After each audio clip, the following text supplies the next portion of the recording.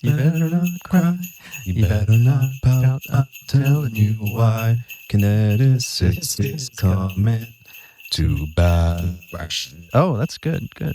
BASH Pinball Podcast is hosting the TWIPYs. Yeah. Hey, Colin. Welcome to the Shedcade and the Hello. BASH Pinball Podcast. We Nice did to have be you here. on the one other time at Stern. Yes. But we're working on doing something more regularly with you. It's a little bit different. And so I think the impetus for us getting together in the first place here was you asked us to potentially host the TWIPYs this year. Not potentially. Well, to actually host. Actually host the TWIPYs at this point.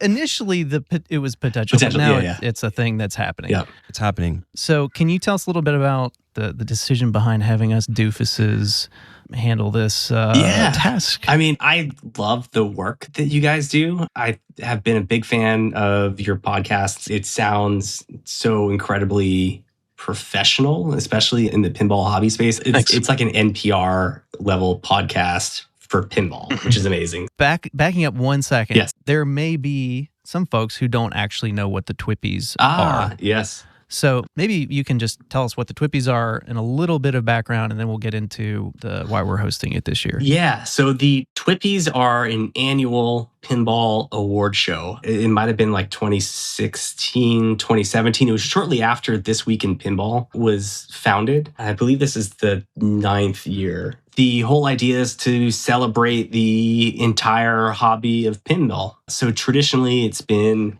commercial game awards, homebrew awards, content creator awards, and pretty much an award for like every facet of the pinball community. And this year, we're just deciding to make it a little bit different, make it a little more simple, and just focus on the commercial game awards.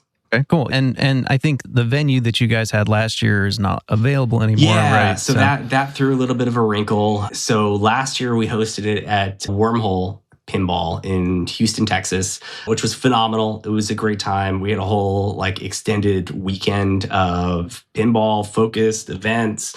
And it was basically like a really intimate, fun pinball party. But unfortunately, that venue is no longer available to us. And so we just decided to do something different this year. Well, we're happy and excited to be a part of it. And I'm very excited too. I think this is going to be different. We haven't actually talked about this, but I'm assuming audio focused, or are we doing video?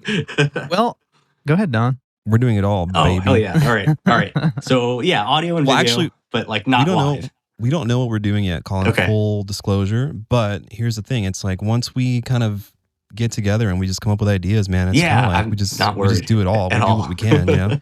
So. Yeah. I mean, I think Don and I have discussed at least we will do a video and some potential interviews and put together like a nice video for it. Nice.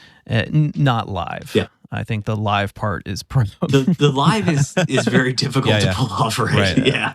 So I'm excited for it to be recorded this year and edited.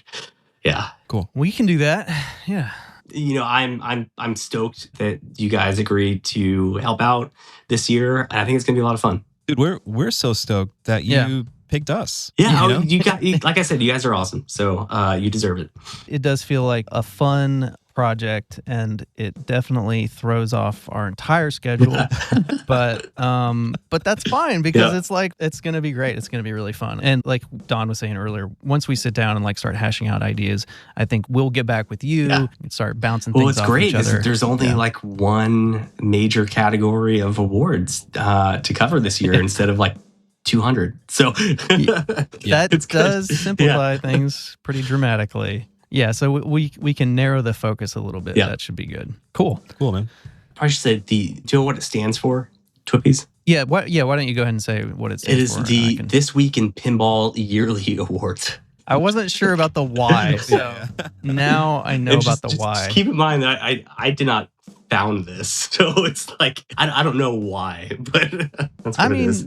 That works. Yeah. I think most folks who are, into pinball on a geeky level are probably familiar with them. But I mean, not everybody who sort of tried to rebrand it last year. We almost sort of put it head to head with the Pinball Community Awards because I wanted to kind of kill the TWIPYs brand too. Right? And sort of completely start fresh. People in pinball they know it as the TWIPYs. They love calling it the TWIPYs. So it's like, yeah, may as well embrace it. Yeah. I think it's good. Yeah.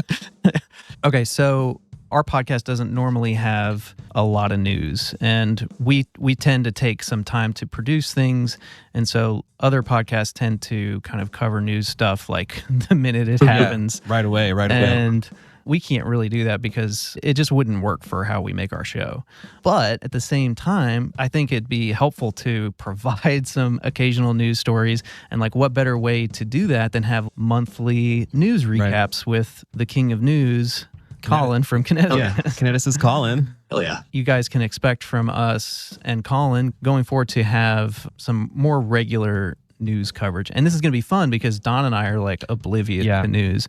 So you will be telling us a lot of these news stories and we'll be hearing them for the first time probably. So that should just make it be so bonkers. More interesting. Like there is stuff that I cover every week that is just, if you're not in tune with it, it just sounds so ridiculous. They're like stuff that people get worked up about, the drama.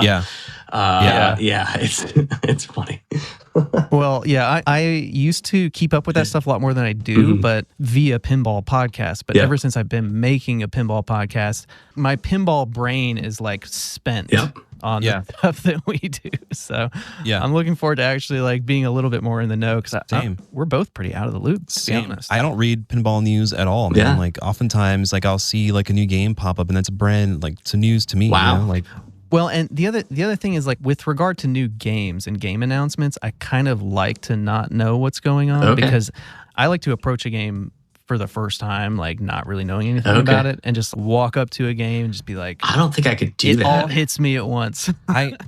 It's one of the first things that I noticed too when we started the show, Matt, was that's how I've lived my whole life. Yeah. And then we kind of started getting a little bit of like grains of info on, oh, this new game might be coming out. And then like it kind of changed the way that I consume pinball. And honestly, for me personally, kind of in a negative way, because I started to like think about all these things, get some preconceived notions and ideas of what I was going to, what it was going to be. And then it would come out and I'd be like, wait, this is not what I had in mind. Right. And maybe it's not as good as what I thought it would be. So do you guys avoid like movie trailers too? I do. You do? Okay. Yeah. I'm very spoiler averse to sort of a neurotic degree. Like I hate spoilers so much. I have this like unofficial rule that I'll go into like a trailer like 30 seconds. And if by then I should know if I want to watch it or not. And then I'll just like stop because nowadays like the whole movie, I basically see the whole plot on the trailer. Yeah, I was real mad at Stranger Things for putting like the very end of season 4 as the thumbnail. And I'm just like, you can't avoid this. Why? Right. Why? Like the whole 4 episodes, we know this is what's going to happen. Anyway. Yeah. So we should not cover rumors in this segment. No. All that being said, right. Let's cover rumors. Let's talk about this stuff. It's fun to talk about. It's going to be fun. I want to talk about whatever you want to talk about, man. Like, you know, if you think it's newsworthy, even if it's a rumor, like that's when I want to know about it. Yeah. So, The rumors are interesting. They're sort of background noise for me. Like I'm always sort of aware of it, but I don't know that I find any particular one rumor newsworthy. In the newsletter and our articles, like I don't tend to cover rumors that much. Every now and again I do. There's like basically an ongoing tracker that I have on the website where it's like if I hear people talking about stuff in forums or like on a podcast and it seems credible or a lot of people are talking about it, I'll note it there, but that's like the most that I'll do with that. But people are crazy for rumors in pinball. Yeah, so I guess since we brought it up, are there any notable rumors that you want to talk about right now or that you think would be interesting to folks? George Gomez was just interviewed by Carrie Hardy about one of our potential news topics, Cabinet Gate, with Walking Dead, where he confirmed that the next cornerstone is one of Transformers or Pokemon. Oh, whoa! Which makes me think it's because that is the game that I think Jack Danger was potentially working on, and the one that George was coming in to help him finish. Okay, that checks out for me. You know, we're not super dialed into like the rumor mill and whatnot, but that being said, I've also heard some pretty credible Pokemon pinball rumors from pretty credible sources that I can't divulge. Yep. So that one rings true to me. Transformers, what's happening with the Transformers world right now?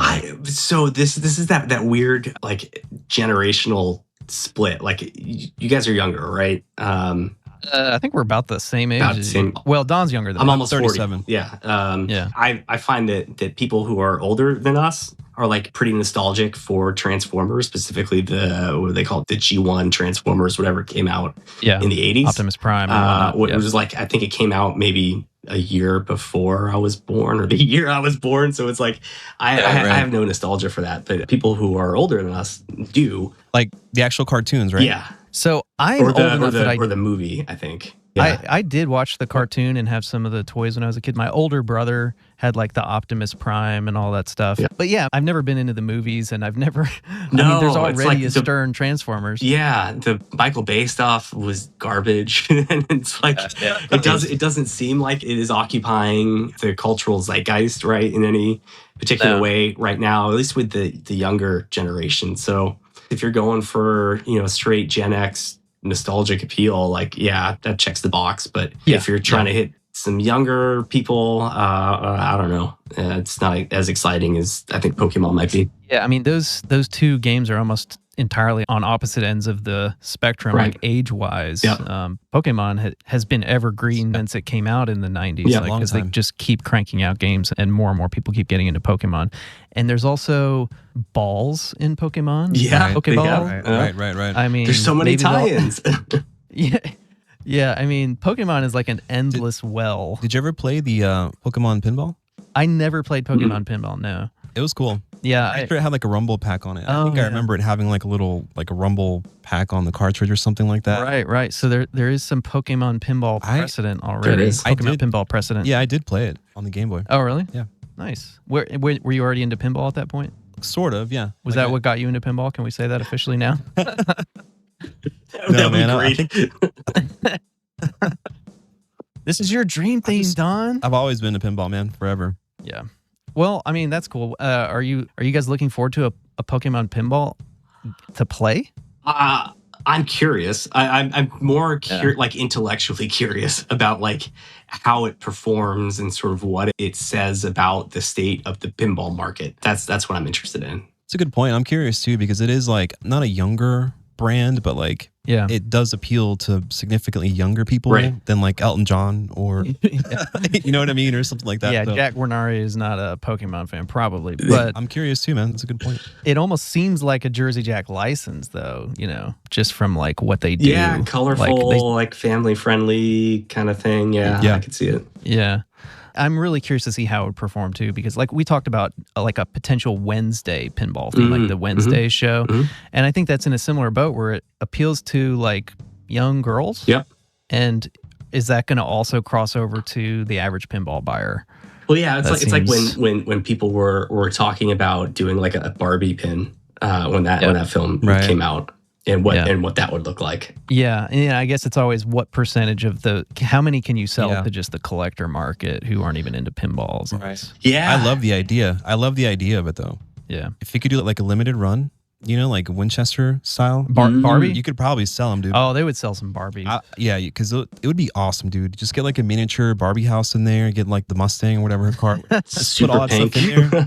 Yeah, you could really do a world under glass with Barbie. Oh man, it'd be awesome, dude. Yeah, I kind of agree. That feels like a Jersey Jack because they did Toy Story. I don't know. Yeah. Are there any other hotly rumored games that everybody's talking about right now? Let's see. I'm going through my list. Supposedly the next spooky is either Gremlins or Goonies. Okay. Oh. Yeah, those have been rumored for a while. Yeah, be awesome, dude. Either one. Well, I'd be happy if they just check off that list. Yeah. I know Beetlejuice was on that list. Now we've got that. Dutch is forever linked to Back to the Future. Right. And then don't we have like a Twilight Zone remake supposedly? That's been talked about for a while with Chicago Gaming Company. Yeah. Nothing concrete, but it's one of those things that's persisted in the rumor mill. Yeah, like they ordered a bunch of ramps or something like that. Their next one is supposed to be Halo, I believe. Oh. Yeah. Interesting. Dutch Pinball Halo. No, sorry, CGC. Oh, we're still... yeah, sorry, Dutch is Back to the Future. But actually, before they do Back to the Future, so their sub-brand DPX, Dutch Pinball Exclusive, they had confirmed this at Expo, bringing back Raza, which was a failed Deep Root pinball machine, retro atomic zombie Adventureland. So if you've ever seen... So was that like a Papa Duke involvement? Yeah, Papa Duke. It came from the same storage locker that he bought in auction alongside Alice in Wonderland and a few other things.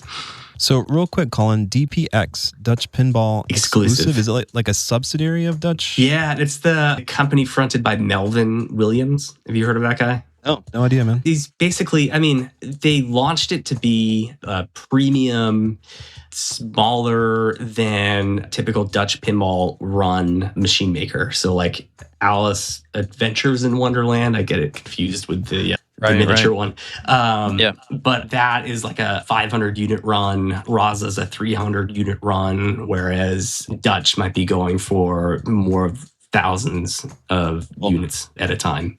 Okay. That was their focus. They do some other things, like if you saw the Pinball Legends figures that Planetary Pinball put out around Expo, the action figures of classic Bally Williams characters, like Dr. Dude, for example. Cool. So they collaborated on that as well. Yeah, and I think last time we talked to you, the Dutch Pinball, I think you told me this, has the Blade Runner license as well, or DPX? Yes. It's been a while since I've thought about that, but they had the trademark on the U.S. Patent and Trademark Office database. Okay. So theoretically, they do.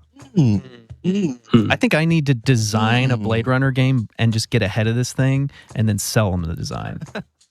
Brilliant. Because maybe if they're busy with the other stuff, like this is an opportunity for me to actually make this game. Make their lives easier.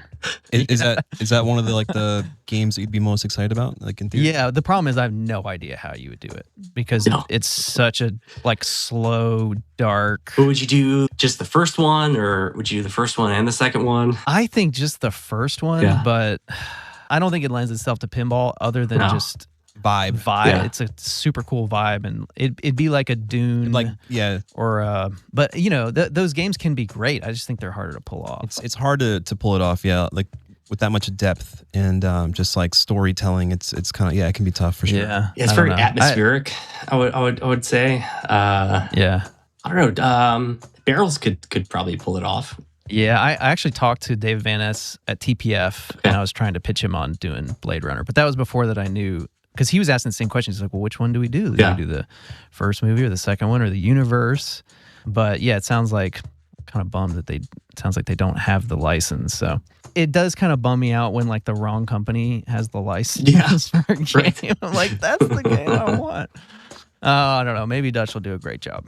All right. What else we got? Do you want to talk about Cabinet Gate? Yeah, let's talk about Cabinet Gate. This is a Spike 3 thing. Yeah. Right? So every Stern release has some little community controversy, right? And so Walking Dead has kind of had a few of them, I think. I actually wrote about this last week, about how it's been kind of a messy launch. Okay.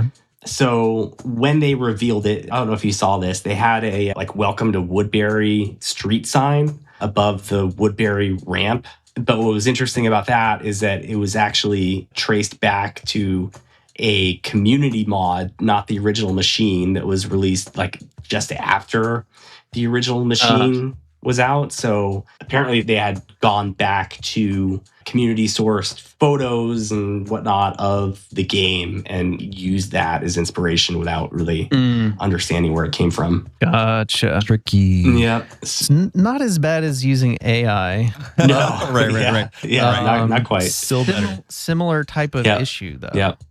It's the sourcing and the fact checking of it. Dude, it's getting harder. It's getting harder with all the AI summation. Yeah, man. Right. It's getting tough. Yeah. So has Stern addressed this? They did. Yeah, to their credit, they addressed it pretty quickly. Pretty much as soon as it was brought to their attention that it was someone else's design, they worked with the original designer to work something out privately. I don't know what the exact resolution was, but they acknowledged that it was a mistake, and then they changed the design of the sign before it was actually produced. So as far as ways they could have handled it, I was pretty impressed, That sounds like a reasonable resolution. Yeah. So that's cool.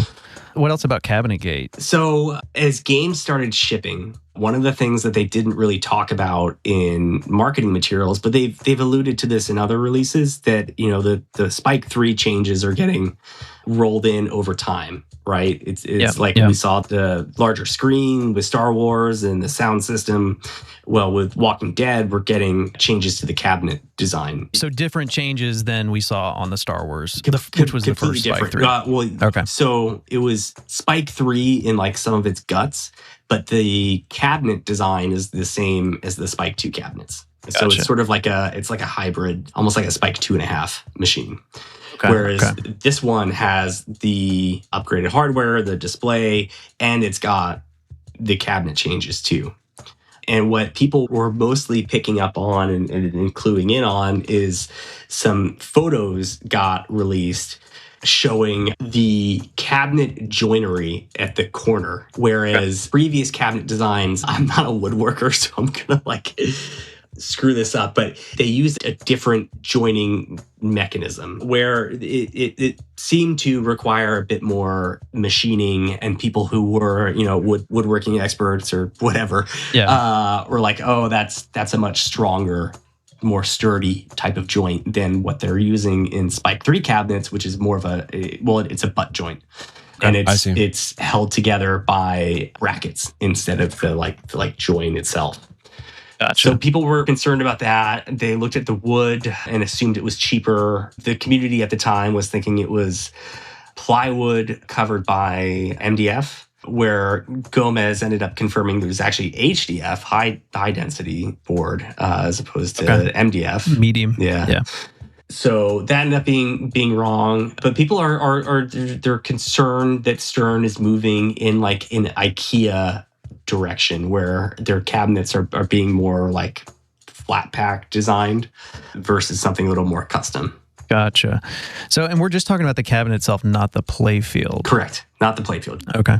So I guess the concern is that machines are just going to be jankier and fall apart. Yeah, longevity. So people are concerned that it won't hold up as well, or that if moisture is introduced, it will warp or something.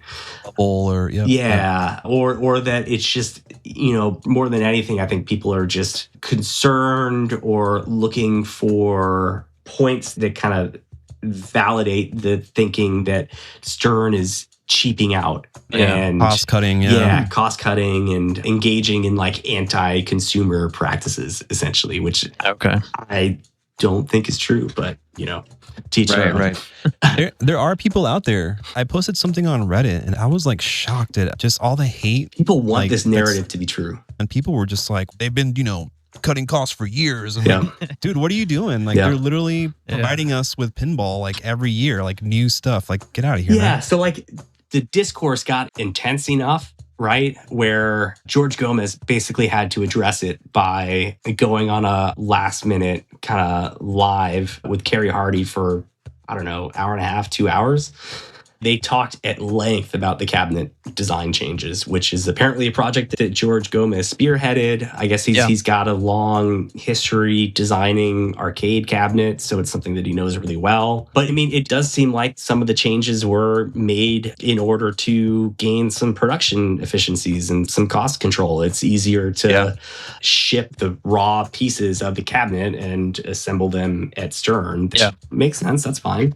But he seemed pretty confident in the design. I honestly, man, I don't know a lot about woodworking and whatever, but just from for manufacturing, $6,000, man, for a pro machine, I think it's still a pretty good deal for a brand new game, right? No one else can compete with it, man. That it's hard to argue that, right? You can complain about cost cutting, et cetera, but who else can make a game to sell for $6,000? I think it's smart for them to get ahead of inflation and tariffs and try to do something that will that's comparable, that lowers their cost. Like every manufacturer is trying to do that with every single product that they make all the time. It's business. It's business, right? Yeah. Like, if you don't do that, you're just leaving money on the table. That's what I was trying to say. Right. But yeah, it's funny because with pinball, you think about the cabinet design and you're just like, whatever, it's fine. It'll be fine. However, if the weight of the machine changes significantly, it does change the gameplay. It feels different, yeah.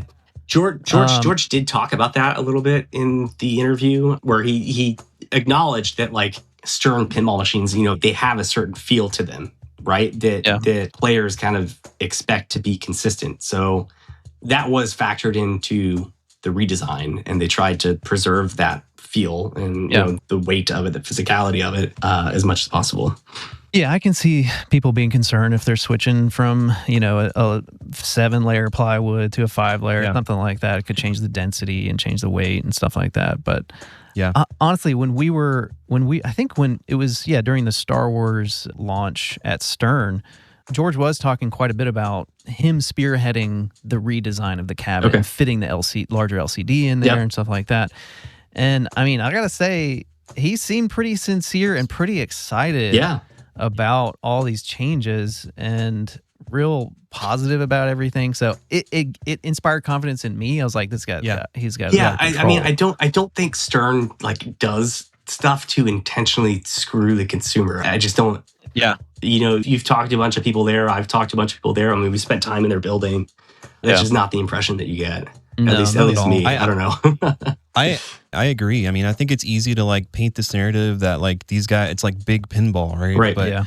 But really, like everyone there that we talk to loves pinball, wants to provide like the best absolute product at the cheapest possible price to keep pinball going. Yeah. I mean, you know what I mean? It's like ultimately they're keeping pinball alive. They're alive. The big dogs, and if they're trying to screw people, then they're just shooting themselves in the foot. I'll say the boutique companies will not be anywhere near as successful as they are today without Stern. Yeah. Stern subsidizes the market. They facilitate market expansion. They're really the only company that does. And everyone downstream of that benefits from that work. I do think that they could have been probably a little more upfront or transparent with how they communicated that from the get-go. Yeah. It probably should have been a part of the marketing appeal for The Walking Dead in the first place. One of the things that kind of gave me pause was that they published the manual for the game, right? The service manual. And the parts reference page for the cabinet specifically had nothing on it except for coming soon text. So it was intentionally left blank because they weren't ready to release the details yet. So I think if they had prepared themselves to a point where it could have been a talking point in their marketing, they never would have had any of this controversy. Right. Look at Apple or any of these companies. Like, the next iPhone comes out and it's lighter, and they brag about how it's lighter, and then the one after that comes out and it's heavier, and they brag about how it's heavier. Right. So turn it into a feature. Right. It's a feature, not a bug. It feels like that was a missed opportunity. Yeah. At least they could have put the positive spin on some of those kind of details. Yeah. I'm sure they will next time, probably, because you don't want any kind of gate to be associated with your product. Apple had the Bend gate. Yeah, I actually worked for Apple. Oh yeah, like right after that. Yeah, I did. Yeah, it was bad. Yeah. You don't want any gates. It costs you a lot of money. Costs a lot of money. I was going to ask Colin earlier. Colin, what are some of your favorite stories to cover? Right. So we talked a little bit about rumors and headlines, etc. But what are your personal favorite stories to cover? I like doing interviews. I like when not everyone enjoys this based on the feedback that I get sometimes. But I love when pinball intersects with larger cultural trends. And I can cover the intersection of those things. So like some of the biggest stories that we had this year was like the IFPA OBX incident, covering that, the Harry Potter AI stuff, talking a little bit about the impact of tariffs on the industry and things like that. Yeah. Can we briefly just talk about Beetlejuice? Because we haven't talked about that on the show, not even once. That feels like such old news, but we can talk about Beetlejuice. Yeah, it is kind of old news, but it's new to this podcast. Yeah. I haven't even seen it yet, but dude, I I've been going out of my way to not look at spoilers. Yeah. But Spooky announced Beetlejuice. Yes. Has it started shipping yet? No, it has not started shipping yet. They've been pretty upfront about this. It's kind of using the same cadence that like Evil Dead did. So just like Evil Dead, they announced it in like around middle of November, took pre-orders, and I think they started shipping first quarter of this year, probably January. So Beetlejuice is supposed to follow that kind of structure. I think the first show it's going to be at is Pinball at the Beach. And I think it'll start shipping pretty soon after that. What has the response been to Beetlejuice as far as insanely positive? It's so Spooky did a pretty good job of generating FOMO for this release. So they've been kind of quietly behind the scenes hyping it for most of this year in like community chats, like Discords and Patreons, and leaking details to friendly content creators, and sort of getting the word out that if people are interested in it, they should get on a list with a distributor sooner than later. So this is probably one of the most pre-hyped pinball releases that I can remember, or at least since I've been in the hobby. Obviously, no one's, or very few people have played it yet. So it remains to be seen what the actual game ends up being like. But people seem really positive about it. So were there any like big features or toys or there's a things lot. that It's so the big marketing gimmick, at least early on, was Spooky Speak. Did you hear about that? Okay. No. So it's part of the topper. So you only get it if you buy the topper. But essentially, it's like a voice assistant. Like you could talk to the game and have it react. So like you can say, was it Beetlejuice, and it boots up, right? Like that kind of stuff. So that was their big sort of marketing gimmick. I mean, the thing is pretty loaded with like toys and sculpts, like a typical Spooky game is. Yeah, I guess the highlight mechanic is probably the sandworm mech, where it's multifunction, it moves, it eats the ball. Is this the sandworm that everybody was hoping Dune would have? Maybe, yeah. Well, it's I think it's more the shark that everyone was wishing was in Jaws. I think it's probably more a response to that than the Dune sandworm. But Christopher Franchi art, people love his art. Yeah, I did see the cabinet looked pretty great. Yeah. Are they doing a limited run like they usually do? Yes. Have they announced the number of units? 999. Wow. So that's is the other thing, right? It's a pretty safe theme, right? Like, they could have made more, and they hyped it probably more than they needed to. So it was basically sold out before they announced it, which means, they left a lot of money on the table. Yeah, it seems like, I don't know if this is a trend, but Barrel's doing such a limited number of Winchester and those selling out super fast. It does seem like, FOMO is part of this marketing strategy for a lot of these companies. It is. Yeah. It's been a part of how you market pinballs for a long time. Yeah, it kind of, I guess it works as long as you maintain the quality. Right. But if Beetlejuice turns out to be a turd and everybody's already paid for it, and then they get it home and it sucks and it breaks. Well, then it's an issue for their next game. They're not going to be able to do that again. Yeah, exactly. Yeah. That's the risk, right? I mean, you sort of like, you have to knock the game out of the park or you're going to have trouble. Yeah. Well, they're doing a great job. I really feel like, since Texas Chainsaw, Looney Tunes, I think Spooky has been firing on all cylinders. I've always loved their games. Yeah. My only thing was like they just weren't maybe as flowy or as fast or whatever. Yeah. But like I feel like recently they've had that. So yeah, I'm excited to play Beetlejuice for sure. I feel like that's when they started the Texas Chainsaw era, is when it started getting more fun to shoot. Like Scooby, I hated Scooby. I haven't been a big fan of like any of their prior releases except for Total Nuclear, which really isn't their game. So definitely seems like they're starting to figure some things out as a company, which is good. Yeah, that's exciting. Aesthetically, man, I've always just they're awesome, dude. Like just like the visuals and the colors, and then like just like the little figures and they mechs, nail just like vibe, and usually theme integration to some degree too. Yeah, too bad they don't have Blade Runner. They probably do. They would kill Blade Runner, dude, in a good way. You think so? I think you have to be a little more restrained, I think, to pull off Blade that's Runner. true. Okay. Right? That's why I think like barrels could do it because of what they did with Doom. Yeah. Right? I hear you. Yeah. It has to be a little subtle. Yeah. I'm thinking visuals exclusively. So yeah, who knows, man? I don't know. I got to design it now. But yeah, I mean, I don't know if you guys have a location near you that gets like all the rare boutique games. I don't really. But like, I don't know when I'm going to have a chance to play it. It might take until Expo or... Our new local spot does have an Evil Dead. Okay. And they got Allison. They got the new what is it? Adventures in Wonderland. Adventures in Wonderland. Yeah. I actually really like that game. Oh, you do? I did. I did not like it at all. I do not get along with that game. I get it. I actually really enjoyed playing it. I don't get the upper playfield. Like it doesn't feel right. Yeah. Like the magnet thing. That was a fail for me. But I loved it. I kind of thought you might like it, That's but funny. it's like my least favorite game in a while. New game. I agree. Yeah. Not my favorite either. Yeah. Well, I think we're probably good. Yeah, I think that's it. I mean, we're out of time. Yeah. Right? All right, guys. It's been a pleasure. Just in that hour, I am like thoroughly informed. I'm way more informed than I was an hour ago. Wait, did Colin freeze? Colin. Oh, his internet died. Do you want to just like end it? Yeah, hang on. I'm texting Colin. Colin got booted off, but right as we were wrapping up. So we're going to just wrap it up and not make him get back on because who knows how long before his router like resets and yada, yada, yada. Yeah. Okay.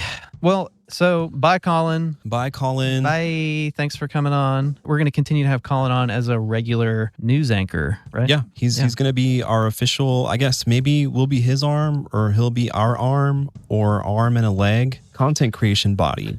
Right? Yeah. So audio, video. Yeah, we can work together and have the news. So Colin does pinball full time. Does he really? He does pinball full time. Yeah.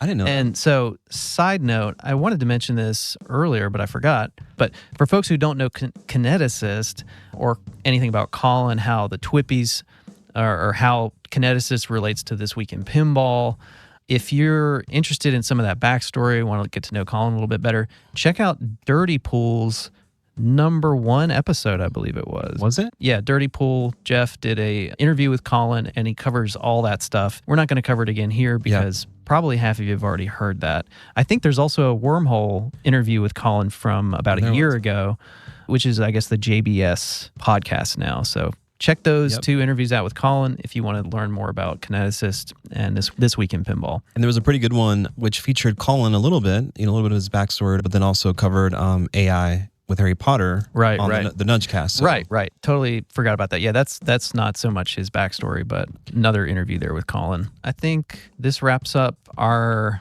first ish next news episode. WBPP Action News will be coming at you with a little bit more officialness than this one.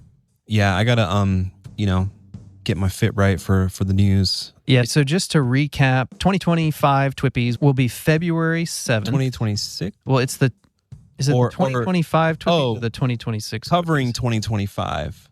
Right. Yeah. It's the 2025 TWIPYs.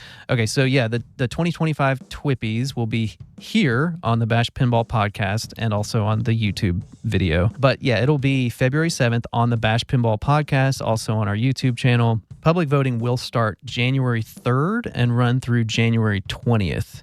And then the results, that'll give us a few weeks to get the episode ready for the February 7th video. This is going to be more limited categories than in previous years. There's going to be Game of the Year, Best Theme Integration, Lyman F. Sheets, Best Rules and Code, Best Art Package, Best Playfield Layout, Best Audio Package, and Best Animation. So those are the things that you're going to be able to vote on. And yeah, it's going to be fun. Solid. It's nice and concise, man. Yeah. Looking forward to it. Keep it simple. So stay tuned for that and have a happy holidays. But this is probably our last main episode before scheduling has been tough. Yeah, these last few months, and I mean, this time of year is rough, man. It's always rough, and then other stuff happens, and then everybody gets sick, and then it's just like, wait, what? Yeah, no, we haven't been able to follow up with our Swords of Fury acquisition. Oh yeah, we gotta get back into that too. We got a lot of stuff coming, and a lot of stuff kind of half done and on the back burner. And anyway, but this is gonna be fun. We're excited to do the TWIPYs and be involved and doing more stuff with Kineticist and just kind of expanding a little bit what we're doing. And I'm excited too, man. Colin's great. Like, what better dude to partner with on this stuff? You the man. You the man. All right. I think that's it. Oh, yeah, we should say subscribe, follow us on YouTube, do all those dumb things that we hate asking you to do. Just do them. Do them. Just do it. You know what's funny is I have, I think, one subscription like on my YouTube, my personal YouTube. I've had it for years and years. I think I'm subscribed to like one channel. I'm subscribed to like 25 YouTube channels. That's fun. But I do like pare them down pretty regularly. Yeah. Smash that. Subscribe. Like button. Follow. Thumbs up. Stars. Dude, what's the benefit of the bell icon? Like, who wants notifications? I don't. But click it anyway. Why do people want the bell icon? I guess so, it's like so they know when new stuff comes out. Like instantly? I mean, yeah. Jeez. You got to know, man. How else are you going to know? You're going to miss it. You got to click that bell. It's a little too much, my opinion. I mean, just depends. Like, I have notifications turned off on my phone entirely. So I like to so here's what I like. Check this out. This is maybe similar. So on YouTube, I'm a big fan of like scary YouTube videos. There's this channel called Nick Crowley. Okay. Right? Crowley's a good scary last name. Yeah. Yep. It's basically like, for example, like just like a clickbait title, like the darkest corners of the internet, part 1. Right? Is this where you hang out most of the time, Don? No, which is why playing pinball. No, it's not, which is why I enjoy these videos, because I get to see a little bit about what's going on without actually venturing into those dark corners. Oh, okay. But yeah, he's amazing, dude. His videos are great, the production, the storytelling, everything about it. And he puts out about one video a month. I love when I just randomly open up YouTube and the first thumbnail, it's like recommended for you. It's like Nick Crowley, and it's not a notification. It's more of like a surprise. You want to stumble upon things. It's like opening a cabinet and seeing like a snack that you forgot was there. Yeah. But if I had something notify me that, oh, you have a chocolate bar in your cabinet all day, all the time, I don't think I would enjoy it as much. Well, that's true. You can subscribe to a channel without the notifications, and it'll still like, you just click on subscription. Yeah. That's how I use YouTube. Yeah. Like I just click the little subscriptions button, and then it's just got everything there. And it doesn't actually notify me. But. Well, that's what I mean. Like guys out here pushing that, hit that bell icon. I think that's a little greedy.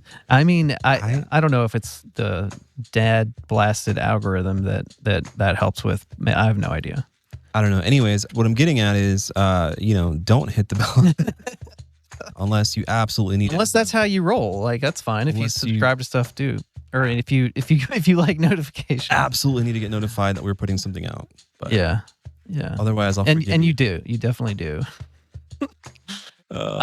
We personally don't, but you do. You do. I get stressed out, man. I have basically all notifications off on everything all the time. Yeah. I've kind of been rolling that way too. I just feel my heart rate. It's like my phone's like buzzing. I'm just, oh God, a responsibility. Yeah. Yeah. It's a nightmare. It's a living nightmare. All right. That was fun, man. Nice job on that. I think we got a pretty good idea of what's coming up with Colin and kind of, what to look forward to in the future. And I'm actually really excited to get to talk to Colin a little bit more and kind of also be more informed through Colin. Yeah, me too. All right. Well done. It's been fun hanging out in the shedcade. Peace out, guys, or whoever's watching, or mom, or whoever you are. Bye. Happy holidays. Oh, yeah. And happy holidays and Merry Christmas. From your friends at BASH Pinball. Keep playing pinball, having fun. And being awesome. Stay warm, for sure.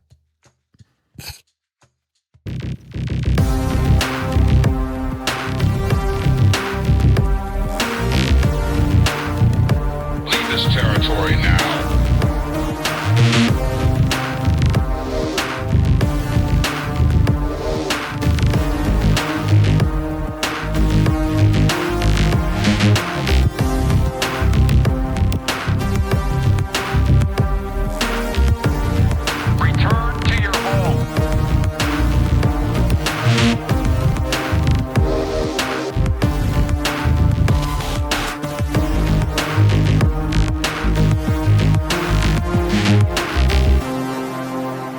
Evacuate all personnel.